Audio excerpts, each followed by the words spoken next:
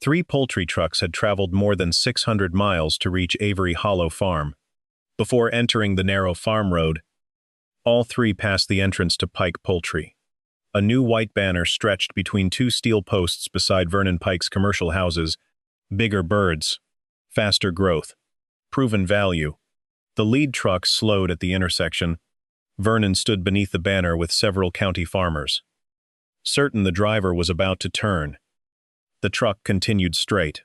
So did the second. Then the third. All 3 rolled past Pike Poultry and followed the county road toward the old red barn at Avery Hollow.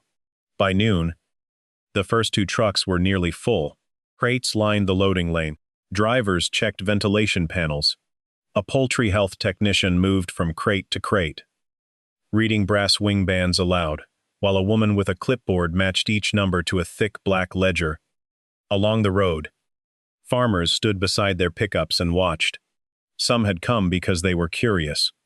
Others had come because 3 years earlier they had refused to bid on the same chickens, now being loaded for a hatchery in another state.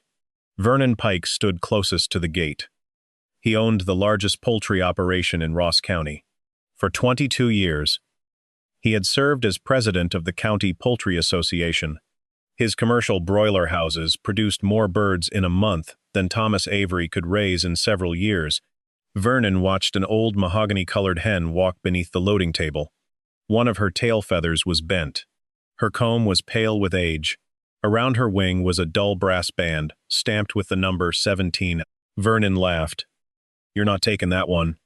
"Are you?" Rachel Sloan, the hatchery buyer, looked down at her clipboard. "Bring me number 17. Tom Avery opened a wooden crate and set it on the ground. The old hen stopped in front of the entrance. Tom gave one short whistle and tapped the side of a red feed bucket 3 times. Number 17 stepped forward. Behind her, 23 younger pullets left the holding pen and moved toward the loading lane. They did not scatter. They did not pile against the fence. They followed the old hen. Rachel raised one hand. "Wait." The drivers stopped. She walked to the first crate on the breeding core truck, the crate reserved for the birds whose lines connected the entire flock. Rachel checked the brass band again. "Erici 17. Then she checked the old Red Creek ledger. "Put her in the first crate." Vernon's smile disappeared. "That bird barely lays anymore." Rachel turned several pages. She produced 4 of the maternal lines we're buying. Her daughters produced them. And who produced the daughters? Vernon looked at the hen, but did not answer. Rachel closed the ledger. "She goes first." Tom placed the crate before number 17. He whistled once. He tapped the red bucket. The old hen stepped inside. Behind her, the young pullets moved toward their assigned crates in calm groups. 3 winters earlier, Vernon had called that hen a feed bill, wearing a museum tag. Now the buyer was placing her at the front of the breeding core truck. But 3 years earlier, Tom Avery did not own a breeding program. He owned 176 confused chickens, 14 broken wooden crates, a box of tarnished brass bands, and a first hatch so poor that nearly everyone in Ross County believed Vernon Pike had been right. The old Buckeye chickens arrived at the Ross County livestock auction on a cold Saturday morning in November. They came from Red Creek Farm, 40 miles north of town. The farm's owner, Walter Reese, had died the previous summer. His children lived in 3 different states and had no interest in maintaining the poultry flock he had spent decades keeping. The auction catalog described the birds in one short paragraph: mixed-age red farm chickens. No production guarantee. Sold as 1 lot. The birds filled 14 wooden crates along the back wall of the auction barn. They were not impressive. Some hens were broad and healthy. Others were narrow through the breast. Several had worn feathers. The roosters varied in size. A few young birds carried lighter plumage than the adults. There was no polished display. No printed production chart. No guarantee of fertility. Just old red chickens shifting inside rough wooden crates. Tom Avery stood at the end of the row. At 42. Tom was better known for repairing feed systems than raising poultry. He had spent 18 years working maintenance at the Hartley feed mill, where he fixed augers, motors, belts, cracked delivery chutes, and anything else management considered too expensive to replace.com. When the mill reduced operations, Tom returned to his family's 28-acre property at the edge of Avery Hollow. He had one old barn, 11 usable acres of pasture, and 2 mobile shelters he had built from salvaged wagon frames. He did not have climate-controlled poultry houses. He did not have automatic feeding lines. He did not have enough land or money to compete with commercial producers. Most people called him a repairman with a chicken yard. Tom did not mind. A machine that failed did not care what job title was printed on the man holding the wrench. He stopped beside the 7th crate. One hen scratched at the floorboards. A brass band showed beneath her wing. Tom leaned closer.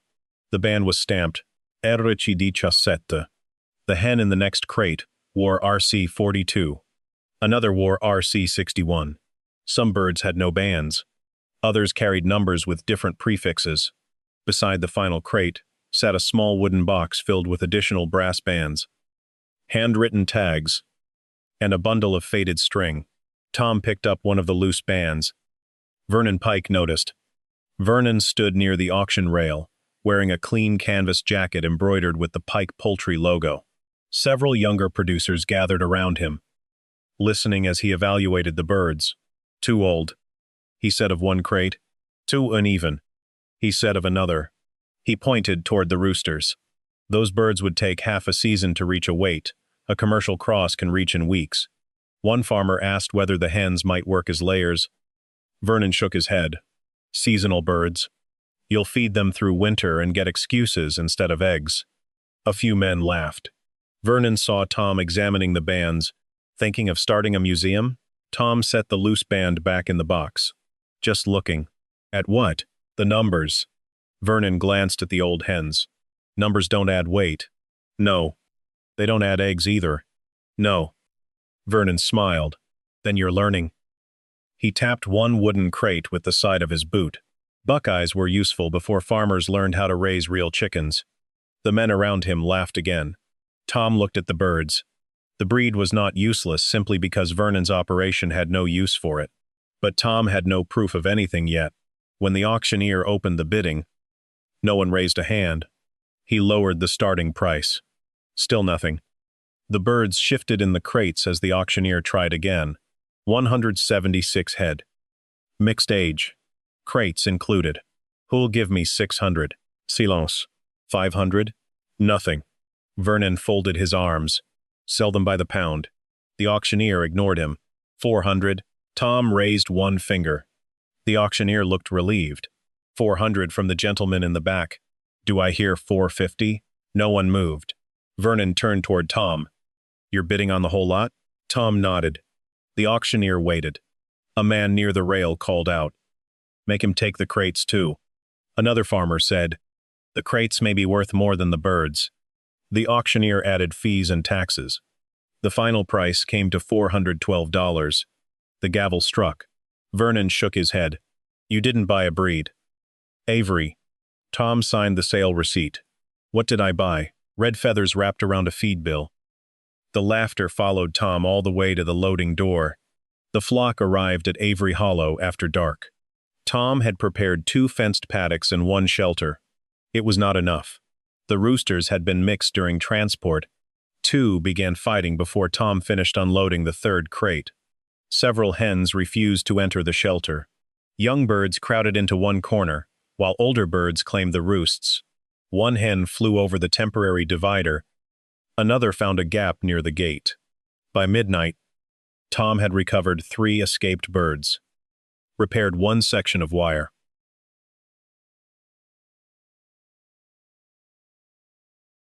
and separated 4 roosters. Number 17 stood alone beneath the roost. When Tom tapped the red feed bucket, she entered the shelter. Several younger birds followed her. Tom noticed it. Then he went back to repairing the fence. The next morning, the flock looked worse in daylight. Some birds were thin. Several had damaged feathers. Egg production was low. The flock consumed more feed than Tom had projected. Because he had no recent production records, he could not tell which hens were laying and which were not. Within 2 weeks, his carefully calculated feed budget was already wrong. He began keeping a notebook. Date. Feed used. Eggs collected. Birds missing from roost. Rooster conflicts. Body condition. Weather. At first, the numbers offered no encouragement. The flock ate heavily. Egg count remained inconsistent. Some hens laid only after several days of warm weather. Others changed nest locations. Fertility could not be tracked because the breeding groups were still mixed. Vernon stopped by one afternoon on his way home from the feed store. He leaned against the fence and watched 3 birds chase each other around a water pan. "How's the museum?" Tom repaired a hinge without looking up. "Still open." Vernon pointed at number 17. "That one's old enough to remember when chickens were profitable." "She's 7. Then she's eaten 6 years too long." Tom tightened the hinge bolt. Vernon watched the flock scatter when a truck passed on the road. "You bought birds." "Feed problems. And fence repairs." Tom tested the gate. "I bought what was in the crates. And what was in the crates was trouble. So far." Vernon laughed. "You say that like trouble improves with age." Tom did not answer. By February, he believed he had separated the birds into workable breeding groups. He chose 6 roosters based on size, sound legs, and general condition.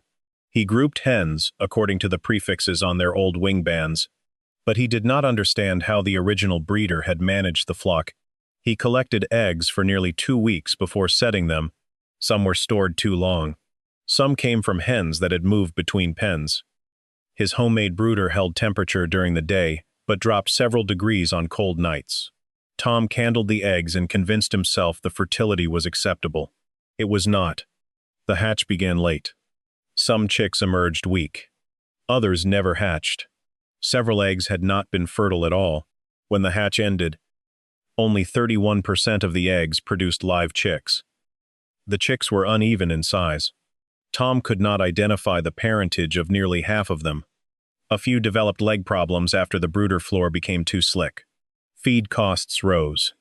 Electricity costs rose. Tom sold a group of young birds for less than the cost of raising them. He entered the loss in his notebook. Then he wrote one sentence beneath it. "The birds did not fail the hatch. I failed to build a breeding group." Vernon learned about the result before the next county poultry association meeting. No one knew exactly how. Tom had discussed the numbers with the auction veterinarian and one feed representative.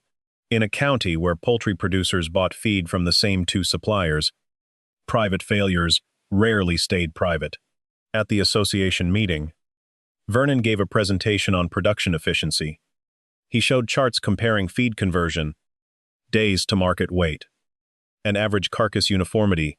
The numbers were real. Vernon's birds performed exactly as his business required. After the meeting, he found Tom near the back door. Vernon held a folded check. $700. Tom looked at it. "For what?" "The flock." "You want the Buckeyes?" "I want the younger birds for processing. The rest can go with them." "You said they were useless." "They are for breeding. But meat has a floor price." Tom did not take the check. Vernon unfolded it and set it on the table. "You paid $412. Take the profit before those old hens eat it." "I'm not selling." "You lost money on the first hatch?" "Yes." "You don't know which birds produce the chicks." "Not all of them. You're feeding hens that barely lay." "Yes." Vernon looked around the room. Several association members had stopped packing their papers. "Fixing an auger doesn't make a man a breeder," Vernon said. Tom waited. "It only makes him confident around broken things." A few men smiled. Tom opened his notebook to the failed hatch report and placed it on the table. "Then I'll keep the broken part where everyone can read it." Vernon looked at the page. 31% hatch rate. Parentage incomplete. Storage procedure inadequate. He turned toward the window. A wooden crate sat in the bed of Tom's truck with number 17 inside. Tom had brought her because one of her bands had loosened, and he planned to repair the fastener at home. Vernon pointed toward the faded brass number.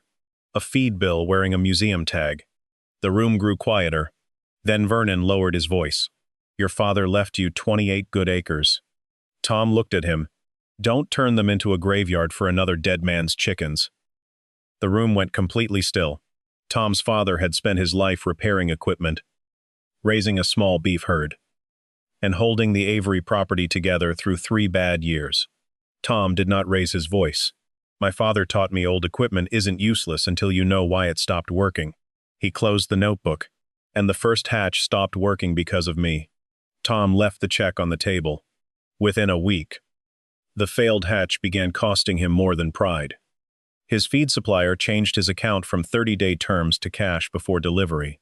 The next invoice arrived, stamped in red. Credit terms suspended. Production status unverified. Tom called the office.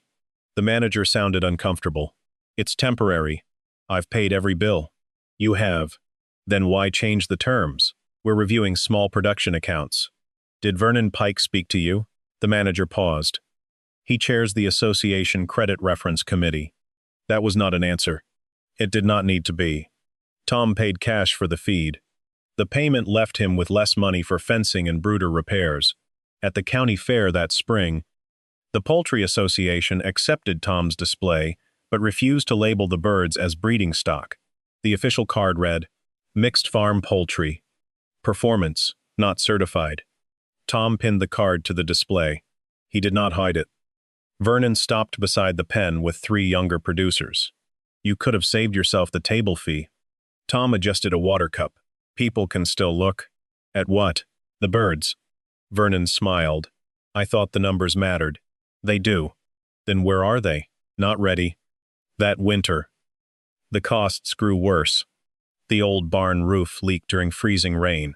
One mobile shelter lost a wheel bearing purchased feed prices increased. Tom used the last portion of his feed mill severance to repair the shelter, improve fencing, and buy a better incubator. He considered selling the flock more than once. Then he began repairing the wooden crates that had come from Red Creek Farm. The bottom of one crate had separated from the sidewall. As Tom removed the damaged board, he found a thin leather ledger wedged beneath it. The cover was stained. Several pages were stuck together. Inside were handwritten breeding records, dating back nearly 11 years.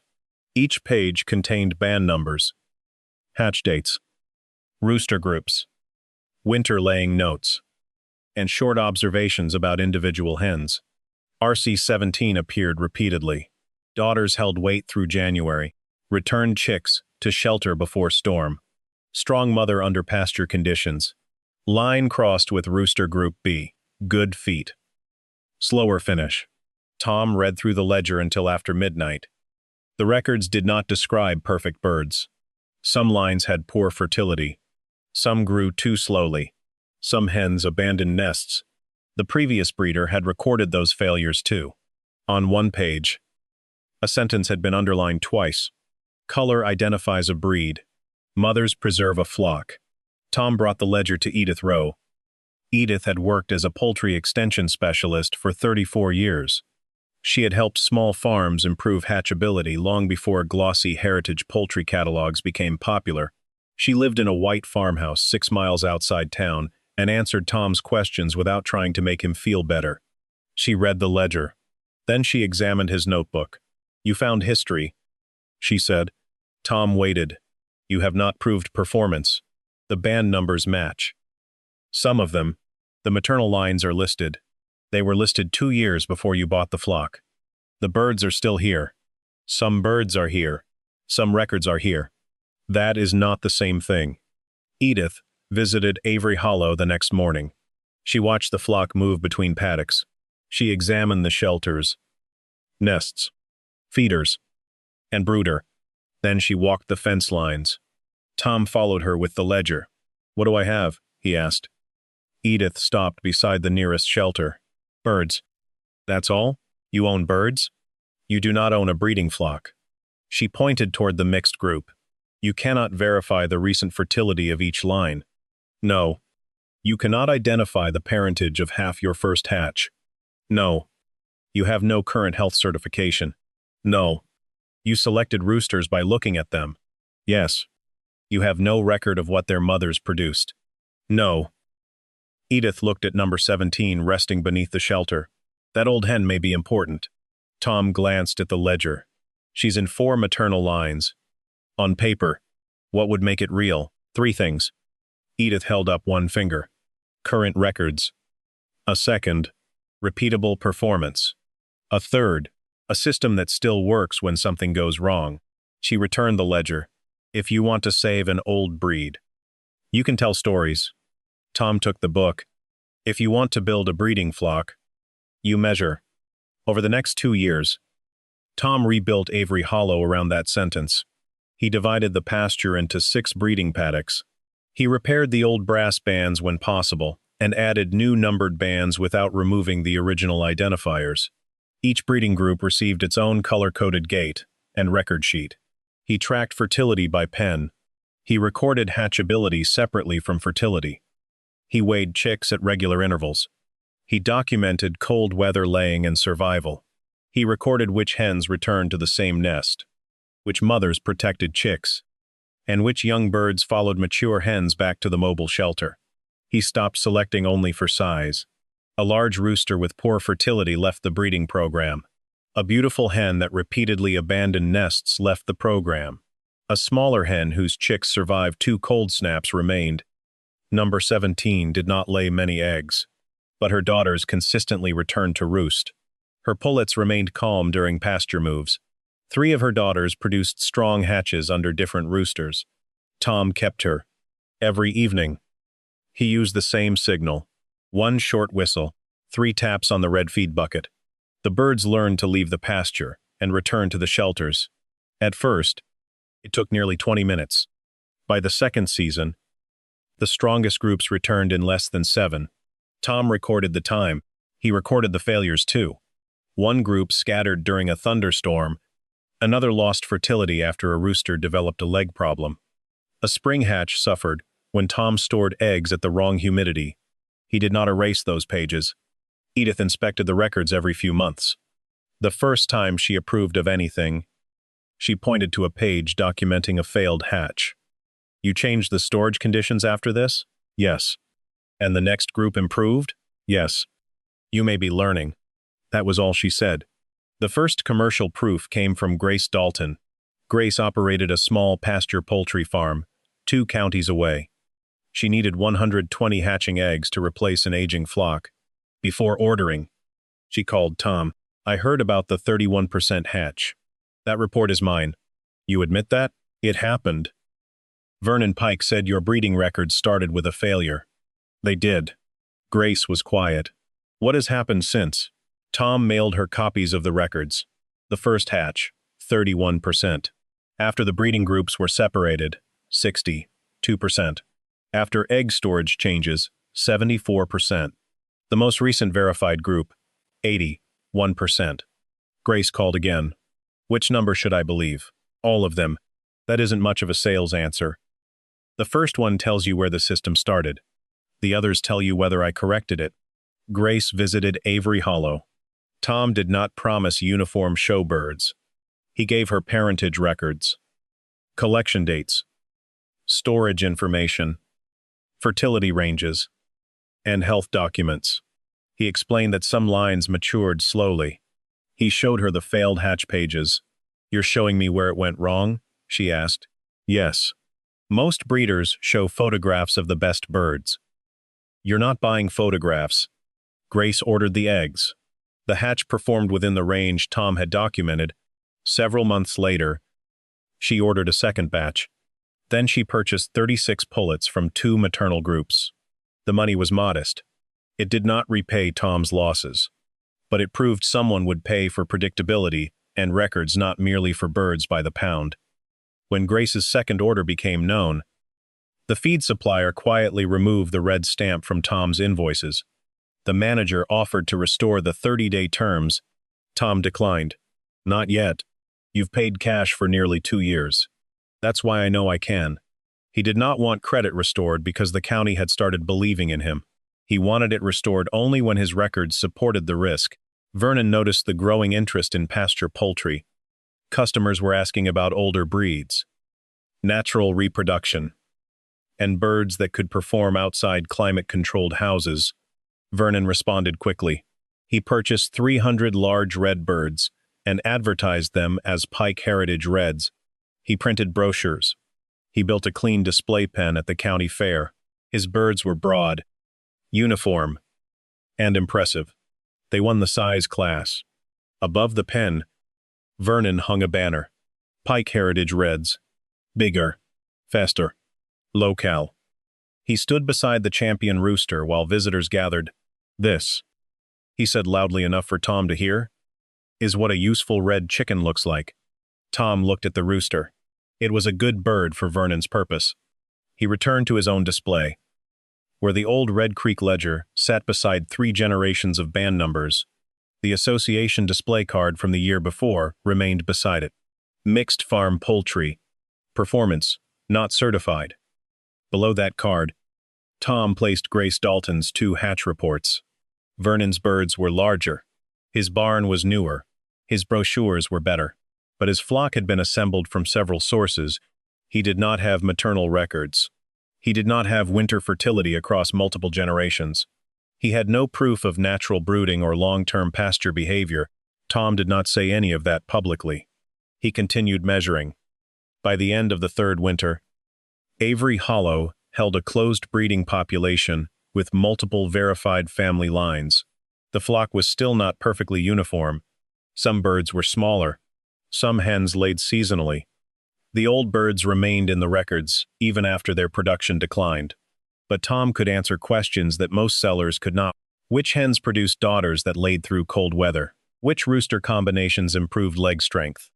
Which lines returned to shelter fastest? Which hens raised chicks successfully under pasture conditions? Which birds had been removed? And why? Then, in January, Blue Ridge Heritage Hatchery suffered an electrical fire. The fire began in a service panel between 2 breeding barns. No workers were injured. But the heat destroyed pen dividers, equipment, and most of the birds housed in the 2 structures. Water from the suppression system damaged part of the hatchery's paper archive. Blue Ridge had already signed spring contracts to supply 18,000 chicks to 27 pasture-based farms. The hatchery had 11 weeks to rebuild enough breeding capacity to protect those contracts. 11 weeks. Rachel Sloan led the search. She inspected 14 possible flocks. Some were too small. Some consisted mainly of showbirds.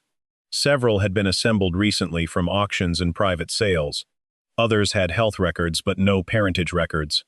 One breeder offered only young hens, while refusing to sell the older breeding core. A commercial supplier offered red hybrids that could produce chicks, but the offspring would not reliably reproduce the same traits. At 8 weeks, Rachel eliminated the 10th supplier.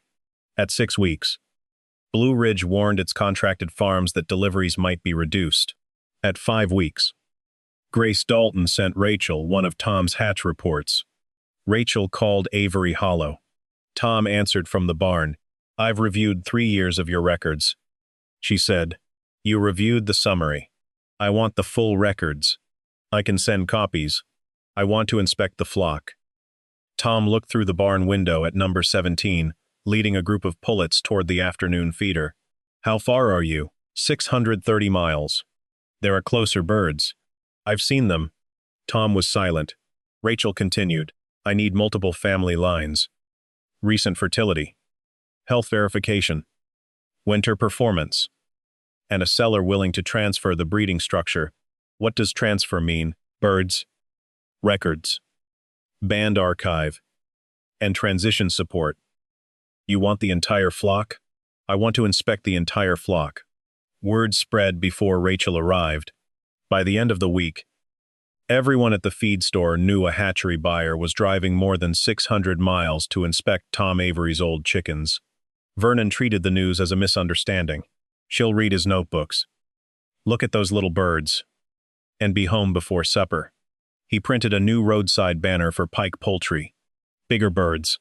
Faster growth. Proven value." Then he called Rachel. "I understand you're coming to Ross County." "That's correct. If you need volume, my operation is 6 miles from Avery Hollow." "How many maternal lines do you maintain?" Vernon paused. "My flock is uniform." That was not the question. "They reach weight faster than Avery's birds." "What is your winter fertility by family group?" "They are young birds." "Natural brooding records?" They're production birds. Multi-generation parentage? Vernon's voice hardened. I can supply more birds than Avery. I'm not looking for the largest number of red birds. What are you looking for? A transferable breeding system. After the call, Vernon obtained a copy of Tom's first hatch report. The document was real. 31% hatch rate. Parentage incomplete. Storage procedure inadequate. Vernon faxed the single page to Blue Ridge Heritage Hatchery. He did not include the 19 hatches that followed. He did not include the correction records. He did not include Grace Dalton's verified results. On the cover sheet, he wrote, "Before you drive 630 miles, you should see what his own notebook says." Rachel called Tom the same afternoon. "Mr. Pike sent me your worst hatch." Tom stood beside the incubator. "Then he sent you the page that taught me the most. I want the complete series." "I'll send it. I also want retained samples where available, updated health testing, and access to every excluded group." "You'll have it. You understand this increases the inspection cost." "Yes." "Can you cover it?" Tom looked at his cash ledger. After the new testing, feed, and transport preparation, he would have approximately $2,140 left. Feed for the entire flock would last 18 days if Rachel rejected the birds. "Yes," Tom said. It was not entirely true. He could pay for the tests. He could not comfortably survive the rejection. 10 days before the inspection, the health retesting cost $1,680. Tom paid it. 5 days before the inspection, Vernon submitted a formal concern through the County Poultry Association. The complaint stated that Tom's flock contained mixed and potentially unverified birds. Again, the concern was not entirely false. Tom had excluded birds over the years. Some remained healthy on the farm outside the verified breeding program. The complaint triggered a temporary transfer hold until a technician could confirm that the verified breeding flock was separately identified. Excluded birds were not included in the sale. Health records matched the banned inventory. Parentage claims could be supported. Rachel called Tom. "The hold must be cleared before loading." "When will the technician arrive?" "Inspection morning." "How long will it take?" "If the records are clean, a few hours." "And if they aren't?" "I continue to the alternate supplier." Tom knew the alternate supplier was Pike Poultry. Vernon had managed to place his name on the contingency list without proving he owned the same product. The night before the inspection, a windstorm crossed Avery Hollow. A dead limb fell across the divider between two breeding paddocks. The wire collapsed. By the time Tom reached the field, birds from two maternal groups had mixed. 26 birds moved together beneath the shelter. Some could be identified by bands, but Tom could not prove where each bird had stood during the hours the divider was down. He could guess. The feather patterns differed slightly. The body sizes differed. Several birds had known roost locations, but a guess would not restore traceability. At 4:30 in the morning, 36 hours before Rachel's final decision, Tom called her. 26 birds are no longer part of the verified flock. Rachel was silent for a moment. "What happened?" "Wind dropped a limb across the divider. 2 groups mixed." "Are the bands intact?" "Yes." "Then why remove them?" "I can identify the birds. I can't prove the group exposure during the night." "That puts you below the number in your sales summary." "Yes." "The hatchery established a minimum breeding count." "I know. You could classify them as unverified support stock." "I could. At a lower value." "Yes." "Would they still be healthy?" "Yes." "Then why exclude them completely?" "Because your contracts require traceable breeding birds." Rachel paused. "You understand I'm already on the road?" "Yes." "Are you canceling the inspection?" "No." "What are you asking me to do?" "Inspect what I can prove."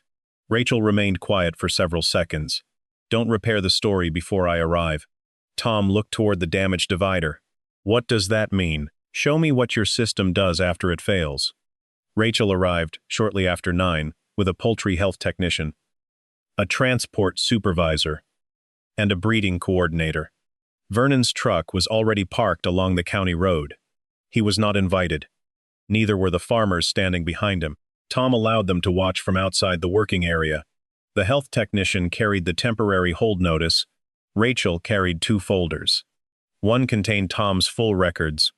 The other contained the single failed hatch page Vernon had sent. She placed both on the tailgate. Then she began with the 26 compromised birds. She checked the bands, the damaged divider, and Tom's incident notes. You recorded the time you discovered the failure? Yes. You separated them at 5 to 10? Yes. You removed them from the sale inventory before calling me? Yes. They may still belong to the original family groups. They probably do, but you cannot prove their overnight exposure. No. Rachel looked at the technician. Healthy birds? Preliminary examination says yes. Rachel turned back to Tom. You could sell them as unverified support stock. I could. Why won't you? Because the contract is for a verified breeding core. That decision may leave you below our minimum number. I know. The technician began checking the physical separation between the verified flock and excluded groups. Rachel opened Vernon's fax.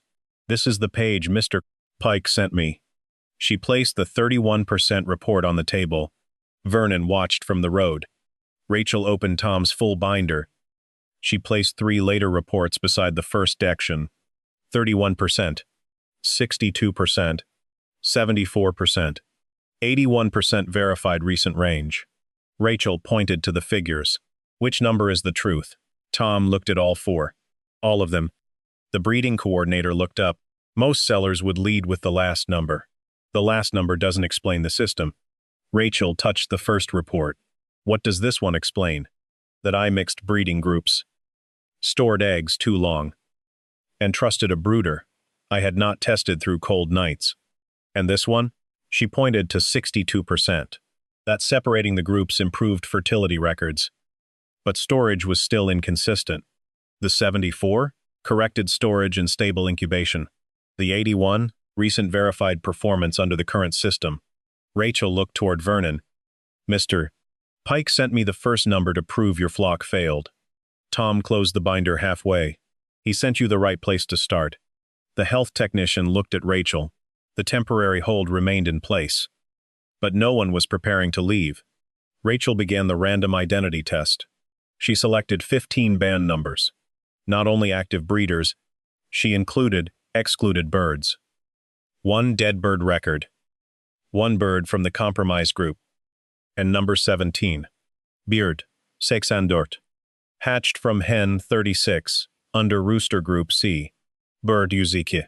Daughter of RC 17 line. Second winter fertility documented. Beard Libir. Removed from breeding after repeated poor hatchability. Rachel stopped. This bird is still on the farm. Yes, but not in the verified breeding flock. No. Why keep it? It's healthy. It just doesn't belong in the breeding program. Rachel called a number from the compromised group. Tom located the bird. Sale status? Rachel asked. Healthy. Band, verified. Overnight exposure, unverified. Not part of the transfer. Rachel called a number listed in the mortality record. Tom did not search the pasture. He opened the ledger. Died during the second winter. Necropsy record attached. No offspring retained. The technician checked the page. It matched. Then Rachel called, Erici di Chasset. Tom gave one short whistle. The old hen emerged from beneath the shelter. Rachel checked the brass band. The breeding coordinator checked the maternal records. 4 active lines connected to the bird. The technician continued reviewing health certificates. The hold remained. The inspection moved to egg collection. Tom demonstrated how eggs were identified by breeding group, dated, inspected, and stored. Rachel asked about hatch failures. Tom showed her the full pages, including the spring hatch damaged by improper humidity and the fertility loss caused by a rooster's leg injury. You included these in the records you sent? Yes. Why? They changed the system. By noon, the health technician had verified that excluded groups were physically separated and not included in the proposed transfer. The band inventory matched the health records. No unverified birds had been hidden inside the breeding list. The technician signed the first portion of the hold release.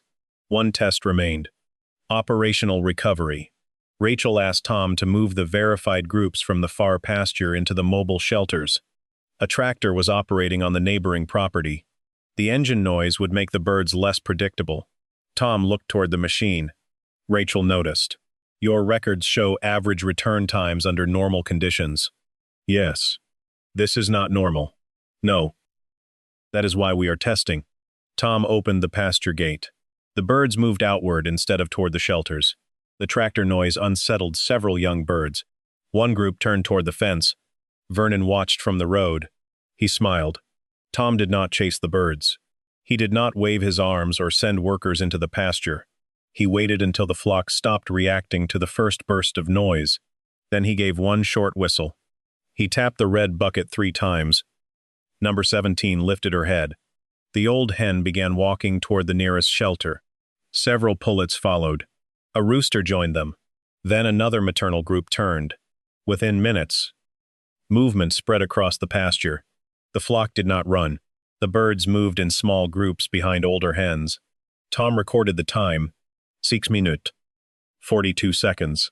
Rachel looked at the ledger. You documented 6:58 in your last winter test?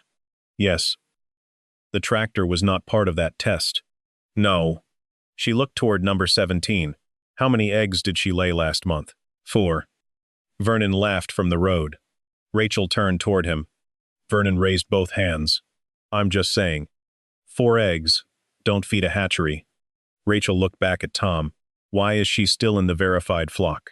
Tom opened the maternal ledger. 4 active lines descend from her. Her daughters have the strongest winter return behavior. 2 of her granddaughters raised chicks without artificial brooding. The young birds follow her during pasture moves. So she is not here for current egg volume. No. What is she here for? Continuity. Rachel requested the final traceability test. The transport supervisor selected 3 crates. Tom was told to load 1 maternal group, 1 mixed-age breeding group, and 1 set of young replacements without using a catch crew. Tom opened the appropriate gates. He used the whistle and red bucket. The birds entered the loading lane in small groups. The band numbers matched the crate sheets. 1 pullet attempted to enter the wrong group. Tom stopped the loading, checked the band, and redirected it. Vernon called from the road. Commercial crews could load twice that many in half the time. Rachel did not turn around. We are not measuring speed alone. When the final verified group entered the holding area, the technician signed the hold release. The transfer was legal, but Rachel had not yet agreed to buy. She asked Tom to meet her beside the barn. Vernon remained near the road with the watching farmers. Rachel placed the clipboard on the tailgate of her truck. The 26 compromised birds are excluded. Yes. 3 birds, with incomplete recent fertility records, are excluded. Yes. 1 rooster is excluded pending a leg examination. Tom nodded. You are below our original minimum breeding count. I know. Rachel looked across the pasture. The remaining flock has stronger traceability than any larger group we inspected. Tom said nothing. We want the verified birds. How many? All of them. The young hens? Yes. The roosters? Yes. The mature breeding hens? Yes. The old birds past peak production? Rachel opened the ledger to number 17's page. Especially the birds that prove the daughters. Tom looked at her. You understand, some of these hens will not produce enough eggs to justify transport by commercial standards. I'm not buying them by commercial standards. What are you buying? Family lines, winter fertility, natural brooding, flock behavior, failure records, recovery procedures, a system that has survived mistakes, weather, and 3 breeding cycles. Rachel glanced toward Vernon. I can buy larger red chickens closer to home. Then she looked back at Tom. I came here to buy time. Vernon stepped through the gate. You can buy larger reds from me for less. Rachel faced him. They are larger. Vernon seemed encouraged. They reach market weight faster. I believe you. My flock is more uniform. Yes. Then what exactly is wrong with them? Nothing.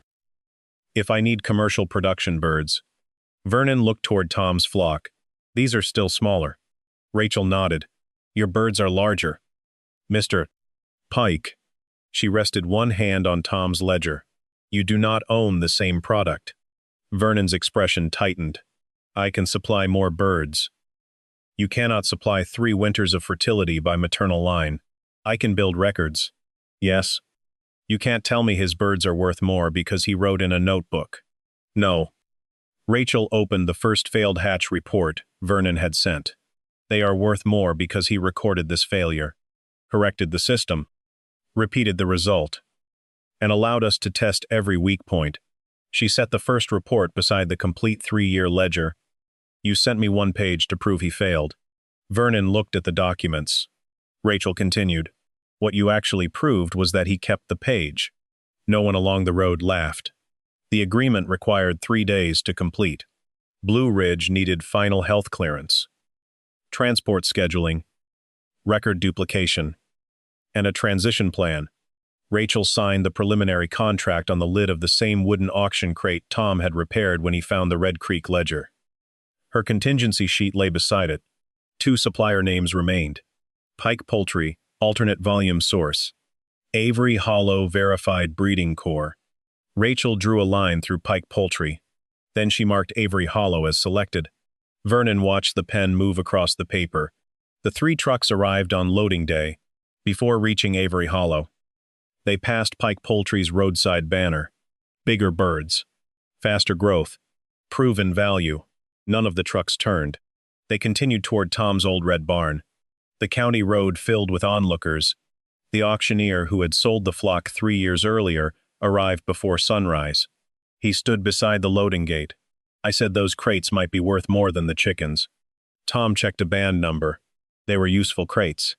The auctioneer looked at the trucks. I was wrong about the rest. Tom handed him the gate rope. Then open it when they're ready. The first crates held young replacement groups. The second held selected roosters. The third held active maternal lines. Each band number was checked against the records before loading. A bird without a verified number did not enter a hatchery crate. The compromised group remained behind. Grace Dalton stood near the barn holding copies of her 2 successful hatch reports. The feed supplier arrived but remained at the edge of the crowd. Vernon stood beneath the shadow of the final truck.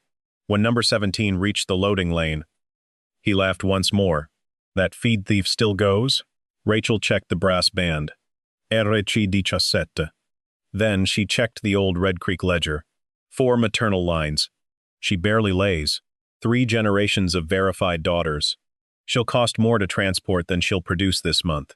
Rachel looked at him. You measured what she produced this month? Then she looked toward the pullets waiting behind the old hen. Mr. Avery measured what her line could preserve for another generation.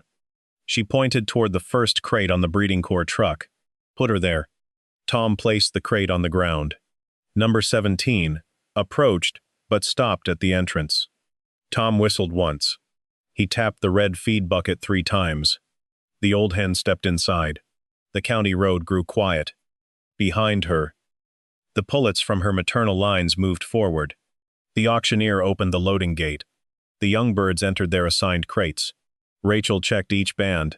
Vernon looked at the 3 trucks. What are you really paying for? Rachel closed the first crate door. 3 winters of fertility. 3 generations of mothers. A flock that can reproduce itself without starting from zero. She lifted the transfer manifest. I'm not paying for red chickens. She looked at the Blue Ridge deadline written at the top of the page. I'm paying for 3 years we don't have. The remaining crates were loaded. The bill of sale listed. Verified breeding birds. Maternal line records. Band archive. Hatch histories. Failure reports. Loading procedures. Transition support. It did not list the flock by total weight. When the final crate entered the truck, the feed supplier approached Tom. He held the old account notice. Credit terms suspended. Production status unverified. The manager tore the notice in half. We can restore the 30-day account. Tom watched the drivers secure the truck doors. Leave it cash for now. You've got a hatchery contract. I also have birds staying here. The manager nodded. He understood that Tom did not want credit because the county had changed its opinion. He wanted business terms based on records. Just as the buyer did, the trucks pulled away from Avery Hollow one at a time. They passed the county auction barn where no one had offered a second bid 3 years earlier. They passed Pike Poultry. They passed the banner promising bigger birds, faster growth, and proven value. Vernon stood beside Tom as the last truck reached the highway. "You think commercial birds are worthless now?" Tom looked at him. "No." Vernon seemed surprised. "Your chickens do the job you bred them to do." "And yours? They were built for a different job." Vernon looked toward the nearly empty pasture. "You could have said that at the association meeting." "I didn't have proof then." Tom retained a small group of eggs and several birds not included in the transfer. Under the hatchery agreement, Avery Hollow became a satellite breeding farm. Tom helped rebuild 2 family lines while Blue Ridge restored its damaged barns. He continued recording failures. The 26 birds mixed during the windstorm were never sold as verified breeding stock. Some later entered new breeding trials, but only after Tom rebuilt their records from a fresh starting point. Grace Dalton remained a customer. 2 other small farms joined the program. Tom taught them how to separate discovery from proof. A brass band could suggest history. A notebook could suggest a pattern. Only repeated performance could establish a flock. Several months later, Vernon arrived at Avery Hollow, carrying a blank ledger instead of a brochure. He also brought photographs and production notes from a group of his red birds. He placed them on Tom's workbench. "I want to build maternal lines." Tom turned through the papers. "From these birds?" "Yes." "You do not have enough records yet." "I know." "You will have to record failed hatches." "I know." "You cannot advertise them as proven before the records exist." Vernon looked toward the old pasture. "I know." Tom closed the folder. "Then start with the hens." Vernon paid the same consultation rate as everyone else. Tom did not charge him more for the jokes. He did not charge him less for the apology. Vernon never quite managed to give. Inside the record room, Tom hung the old auction card from Red Creek Farm. Mixed-age red farm chickens. No production guarantee. Beside it, he mounted the county fair card. Mixed farm poultry. Performance not certified. Below both, he placed the first failed hatch report. 31%. Parentage incomplete. Storage procedure inadequate. Then he mounted Grace Dalton's first verified hatch report. Beside that, he placed a photograph of the 3 hatchery trucks passing the entrance to Pike Poultry. Years later, Number 17's original brass band was returned to Tom after the old hen died at Blue Ridge. The hatchery had preserved her full breeding record. Tom mounted the band beneath the photograph. Visitors expected him to call the hen priceless. He never did. She had been valuable for a specific reason. She connected the history in the old ledger to living daughters, granddaughters, and great-granddaughters whose performance had been measured. Without the records, she would have been an old hen. Without the hen, the records would have been old paper. Together, they preserved a flock. That was what every farmer at the auction had missed. They had measured each chicken by what it could produce that week. How many eggs? How much weight? How quickly it reached market size? Those measurements were not wrong. They were simply incomplete. Tom Avery had looked at the worn feathers, the uneven bodies, and the tarnished brass bands, and seen questions instead of answers. Then, he spent 3 winters earning the answers. He did not save the flock with belief. He did not save it because an old breed was automatically better than a modern one. He saved it by admitting when the first hatch failed, separating the breeding groups, recording every weakness, proving which maternal lines still performed, and building a system a buyer could inspect after something went wrong. When the market finally needed what he had built, the buyer did not arrive to rescue him. She arrived because the work was already finished. The old auction card remained on the wall at Avery Hollow. Beneath it, Tom eventually added one handwritten sentence. "A bird can be old. A method can be forgotten. A flock becomes worthless only when no one remembers what it was built to preserve."